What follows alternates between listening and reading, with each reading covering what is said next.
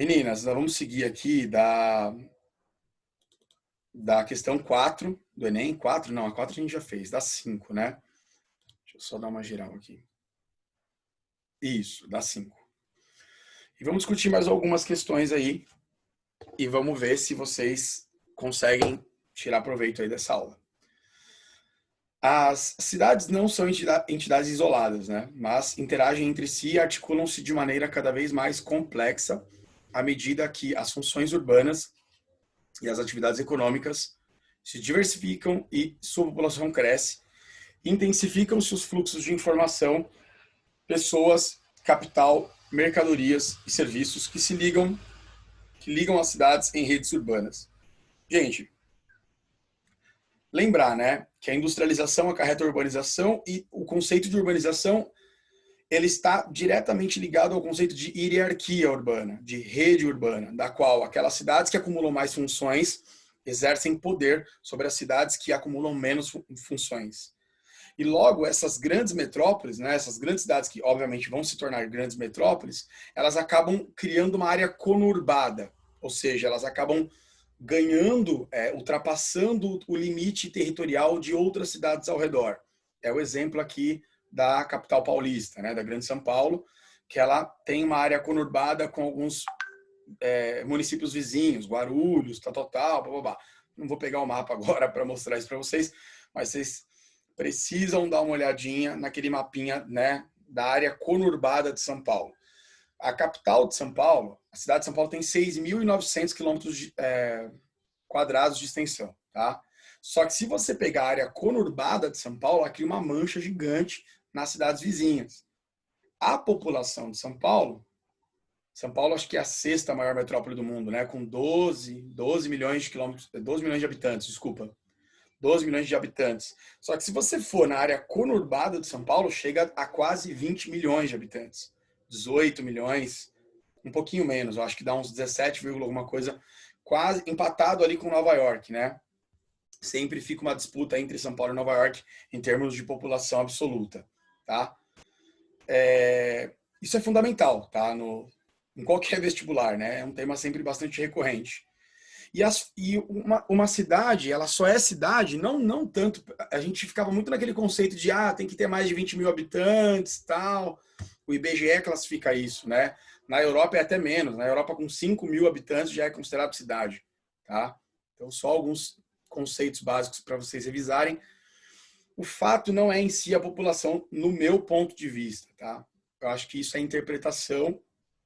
Na prova, o que vale é o IBGE, mas para fins de aprofundamento, até mesmo em questão de segunda fase, ou até mesmo um texto de redação, as funções é que determinam as cidades. Até 1800, apenas 2% da população vivia em cidades. Vejam só, até 1800, até o início do século XIX, apenas 2% viviam em cidades. O restante, zona rural.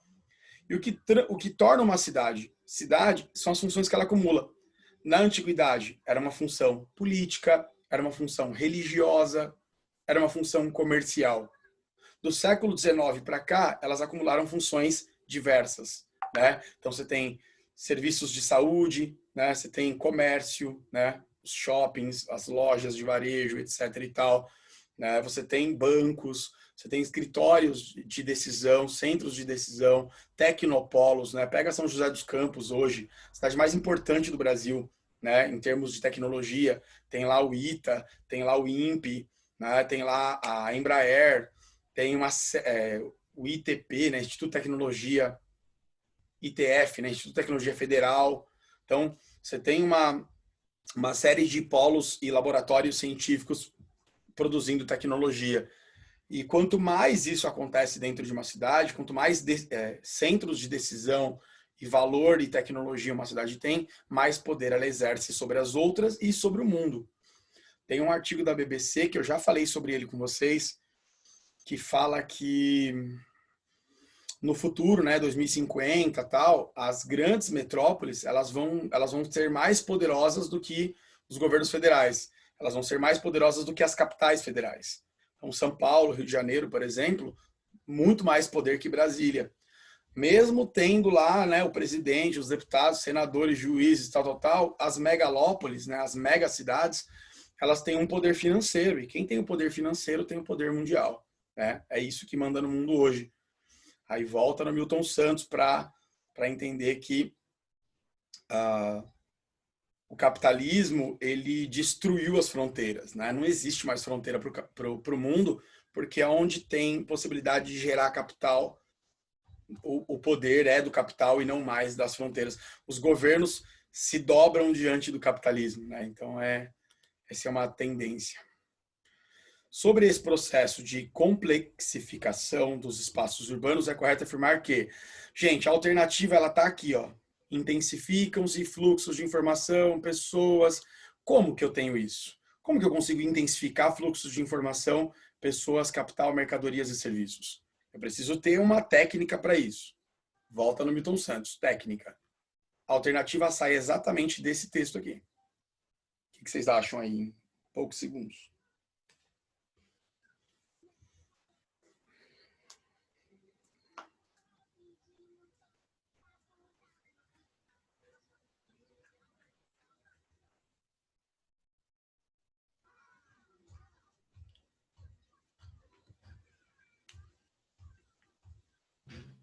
É a D. Muito bem, dona Isa. Perfeito. Eu acabei entregando técnica. Eu estou lendo por uma outra globalização e a natureza do espaço, do Milton Santos, né? E ele só fala de técnica, aquele retardado, aquele fofo. E aí isso impregna. Gente, tudo no espaço geográfico é técnica, tá? Professor, mas isso é um conceito comunista, né? Os marxistas pensam assim. Sim, para provar que marxismo não é só revolução de esquerda, ditadura, comunismo, tal. Não, marxismo é análise do espaço, né? É análise geográfica do espaço e análise geográfica econômica. Tá? Eu acho que quem vai fazer faculdade, principalmente na área de economia, na área de engenharia, administração tal, vocês vão ver na universidade que o marxismo ele é muito importante para nós, principalmente na análise do espaço e na análise da economia. Só que as pessoas acabam enxergando que não, é só revolução de esquerda, socialista, tal, que é um erro gravíssimo, tá? Deixa eu só ver aqui se eu não estou passando do horário, né, gente? A tabela a seguir apresenta dados coletados pelo Ministério da Saúde a respeito da redução da taxa de mortalidade infantil em cada região brasileira. Essa é aquela típica questão que ou você analisa a tabela com cuidado ou você erra, tá? Nós tivemos uma aula rápida aí de macro-regiões brasileiras e vocês têm aqui um resumo das macro-regiões brasileiras, tá? O norte, elevada a taxa de mortalidade infantil, né, com uma queda interessante, 5% no período. O Nordeste, 37%, caiu legal, caiu 8,9% para 33%. Sudeste um pouquinho melhor, né, sempre a região mais rica, né, os estados mais ricos do Brasil, uma queda igual à do Nordeste. O Sul, uma taxa também interessante, com uma queda um pouco melhor. E o Centro-Oeste, curiosamente, com a menor taxa. Tá? Dadas as proporções lá do Centro-Oeste, que é uma região menos ocupada, tal, que está em franca expansão em termos de urbanização, por conta do agronegócio, mas ainda não tem uma infraestrutura adequada para resolver esses problemas. E na média nacional, né, pegando em termos de Brasil, a nossa taxa de mortalidade infantil era muito elevada. Ainda é, tá? Mas ela era muito elevada. Você pega um país desenvolvido, você pega um Japão da vida, pega uma Noruega da vida, isso aqui é 5%, 4%, tá? A gente está aqui com 22%, amargando aí uma posição bastante complicada em termos de mortalidade infantil, tá? Beleza. Considerando os índices de mortalidade infantil apresentados e os respectivos percentuais de variação de 2002 a 2004, o que é correto afirmar? Então, bate o olho na tabela rapidinho, vê quem é maior, quem é menor, né? Quem cresceu mais, quem reduziu mais, quem reduziu menos. Tá? É isso que vocês têm que prestar atenção na tabela e aí vai para a alternativa. Eu vou deixar o máximo possível aqui, ó, para vocês verem a tabela. Não é a E, tá? Então já lê a E aí, mas não é ela. Então, só para a gente adiantar um pouco a aula aqui, pensem aí entre a e a D, já para adiantar.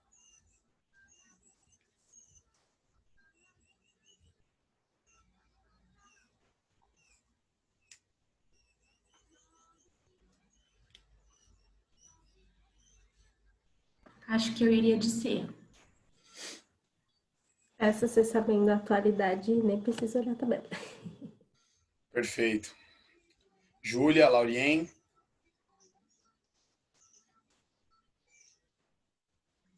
Iria de C nessa. Ótimo, gente. Se você olha para a tabela, não tem outra coisa, né? Porque, ó, as medidas a serem tomadas visando a melhoria consiste na redução da taxa de natalidade, né?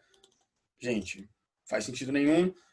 O Brasil atingiu sua meta de reduzir ao máximo. Nossa, aqui chamou Jesus de Mauro. A região norte apresentou variação de redução da mortalidade infantil mais baixa. Não foi, né? Mais baixa, se não me engano, foi o centro-oeste, né? E a região sul foi a que registrou o menor crescimento econômico no país. Nossa, o que tem a ver alhos com bugalhos, né? Então só fica a C, né? Que o Nordeste ainda é a região onde se registra a maior taxa, tal, dadas as condições, é a macro-região brasileira com os piores indicadores socioeconômicos do Brasil, né? Tem os estados mais pobres, as regiões mais pobres. A industrialização do Brasil, essa é boa, hein, galera? A industrialização do Brasil, gente, vocês não sabem, cara, mas tá vindo um passarinho gigantesco todo dia, bem na minha janela, cara. Muito legal. Acho que ele gosta de geografia. A industrialização do Brasil é fenômeno recente e se processou de maneira bastante diversa daquela verificada nos Estados Unidos e na Inglaterra. Já começou denunciando, ó, a nossa industrialização é tardia em relação a Estados Unidos e Inglaterra, certo? Que é clássica, pioneira, século XIX, a nossa veio depois, né? Sendo notáveis, entre outras características, a concentração industrial na região sudeste, em São Paulo. Por que isso, né? Tem uma tendência da nossa industrialização ter sido concentrada na região sudeste, né? Remonta um pouco da história recente, século XIX para o XX do Brasil. E a forte desigualdade de renda mantida ao longo do tempo. Outra característica da industrialização brasileira foi qual é a marca principal do processo de industrialização no Brasil que está citado nas alternativas, tá? Isso vocês vão levar para todos os vestibulares que vocês foram prestar. Sobre o processo de industrialização brasileiro, essa alternativa ela é assim o resumo do nosso processo de industrialização.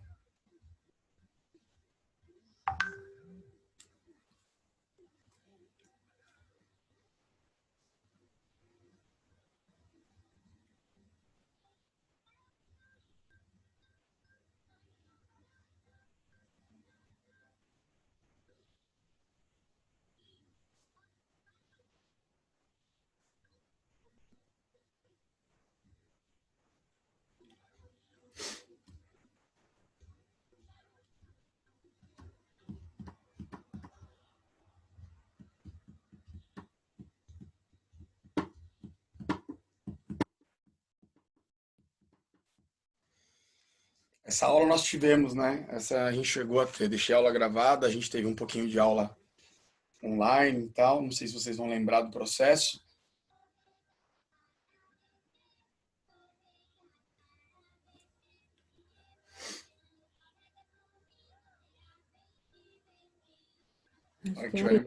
Oi? Aí? Perfeito, Isa. Então, vamos lá, ó. Né? Até 1808, o Brasil estava proibido de ter indústria. Então, vou fazer só um recorte rápido aqui, que vale tanto para a história quanto para a geografia, e que pode ajudar bastante vocês no vestibular. Até 1808, o Brasil ainda era colônia de Portugal, o Brasil estava proibido de ter indústria. Com a chegada da família real, né, nas guerras napoleônicas e tal, aí o Dom João incentivou algumas indústrias porque ele precisava produzir né, alguns itens básicos aqui que ele precisava. Tecidos, tal, blá, blá, blá. Então, houve um pequeno, né, início de industrialização na chegada da família real.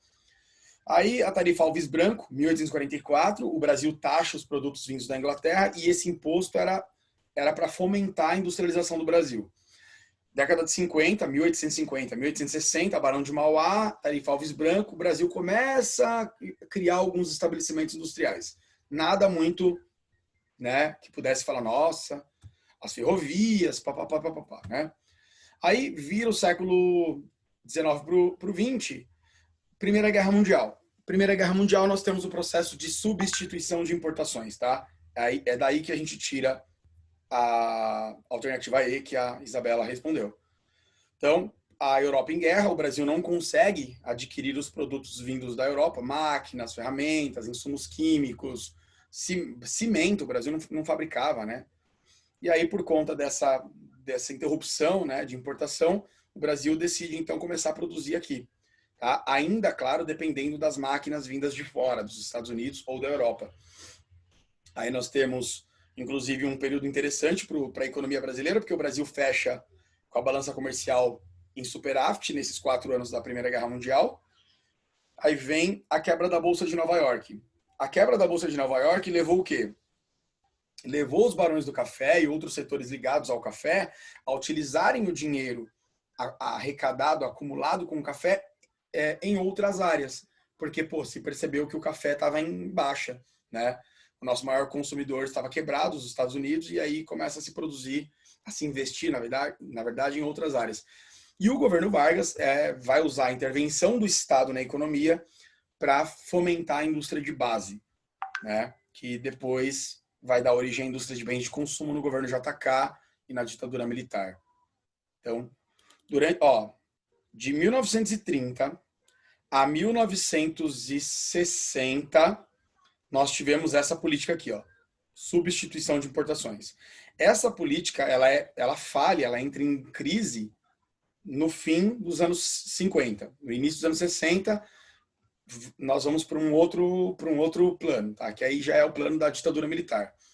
Que aí abre a economia brasileira para o capital externo, a mão de obra é muito barata, a energia é muito barata, né? E principalmente a indústria automobilística, a indústria que vai gerir o Brasil de 60 até os anos 80. Aí isso também entra em crise nos anos 80 e o Brasil começa a se desindustrializar. Aqui é uma tendência que eu acho que vale a pena vocês guardarem. Dos anos 90 para cá, o Brasil está passando por um enorme processo de desindustrialização. Muitas e muitas fábricas fechando, indo embora, algumas se transferindo para o Nordeste, ou para o interior, ou para a Zona Franca de Manaus. Mas, de forma geral, nós estamos fechando as nossas vagas de emprego na área industrial. O Brasil está se reprimarizando. Tá? Existem alguns artigos científicos que dizem que o Brasil é o país que mais se desindustrializou no mundo nos últimos 20 anos. Isso é muito grave para nós, muito grave. Esperamos que isso recue, né, e melhore. E meninas, para encerrar, vou fazer mais uma aqui de Europa com vocês. Questão 8, para a gente encerrar. Vamos lá. A figura apresenta diferentes limites para a Europa, para o continente europeu, o que significa que existem divergências, ou seja, visões diferentes, né, em relação ao que se considera Europa ou não. Tá? Então, isso pode partir de manuais, de institutos de pesquisa, de universidades, de pensadores, blá, blá, blá, tá? Então, o que você tem aqui?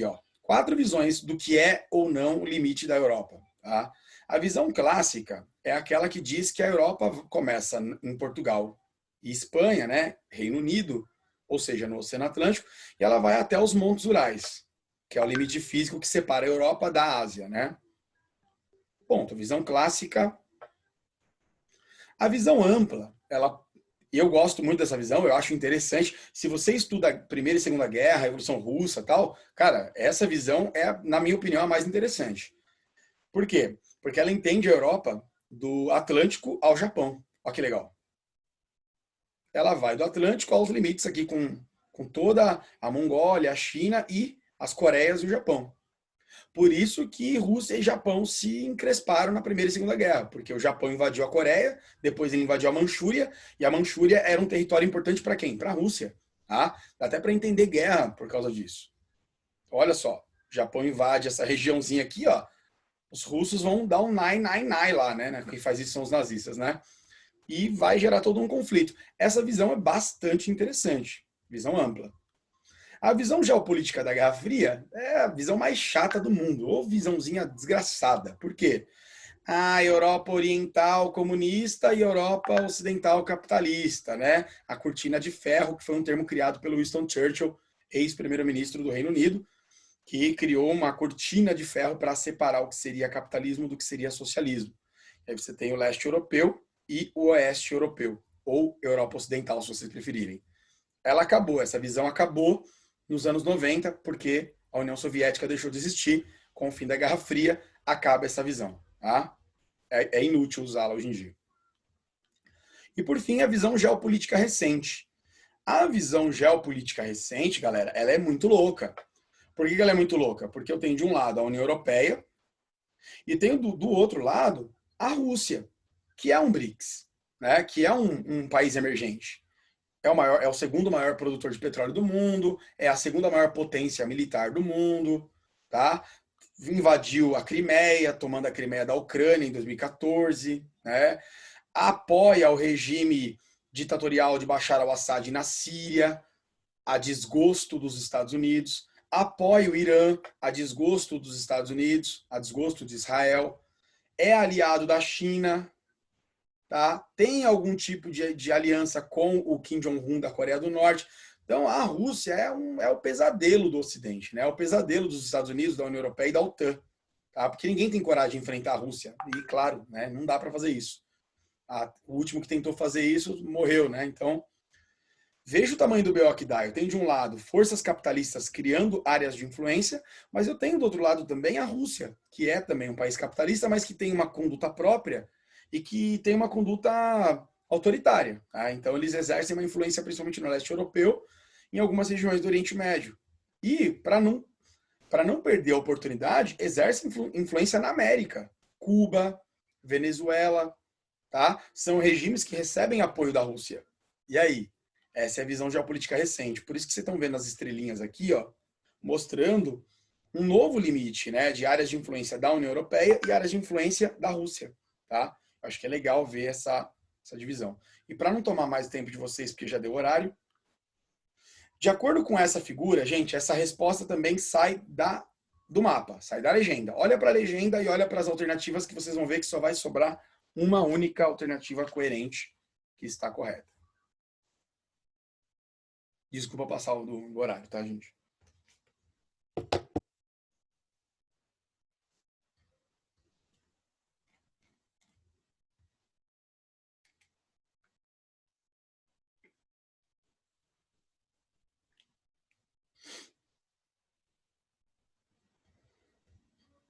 B? Oi? B? Perfeito. Exatamente. Porque, ó, delimitação da Europa na visão clássica, separando da Ásia, tem como referência critérios naturais, ou seja, os montes Urais. Visão clássica do Atlântico aos montes Urais. Pronto. As outras todas estão chamando Jesus de Mauro. Tá? Então, essa é a visão que está corretamente inserida na alternativa. Meninas, prazer poder estar com vocês aí. Obrigado pela atenção. Estou à disposição de vocês, tá? Qualquer coisa é só me procurar. Obrigado. Bom intervalo aí. Pronto, obrigado. Obrigada. Valeu.